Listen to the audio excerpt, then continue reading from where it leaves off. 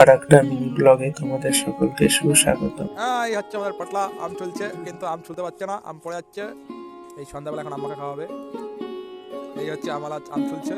तेरा आम बड़ा प्यारा কাঁচা লঙ্কা ছাড়া মাখবো কি করে তারপর নুন তেল দিয়ে আচ্ছা করে মেখে খাবো কবে রে।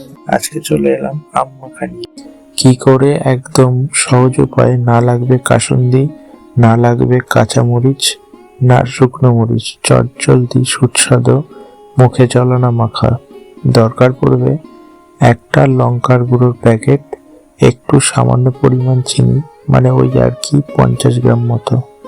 আমগুলোকে পিলার দিয়ে খোসা ছাড়িয়ে নিয়ে কুচুনি দিয়ে কুচিয়ে নেওয়া হচ্ছে। কোচানোর পর লঙ্কার গুঁড়ো মাখাটা দেখতে কি দারুণ লাগছে না, তাই না? সকলে বলো। নুন তোমরা একটু জাস্ট দেখো, কেউ লোভ দিও না। তারপর সামান্য পরিমাণ চিনি, মানে হলো সেই 50 গ্রাম চিনি দিয়ে আবার একটু লঙ্কার গুঁড়ো দিয়ে দিলাম। সকল কিছু দিয়ে এইবার হালকা করে মেখে একটু চেকে দেখে নি তারাও ঠিক আছে কিনা। চুরি করা জিনিসের স্বাদ একটু আলাদাই হয় সব সময়, তারপরেও বেশি ভালো লাগছিল টক জিনিস, সো একটু নুন ঝাল একটু বেশি হলে দারুণই লাগে। একটু লবণ আর লঙ্কা কম লাগছিল, আবার ঢালা হলো। এইবার ঠিক আছে, কি টেস্ট!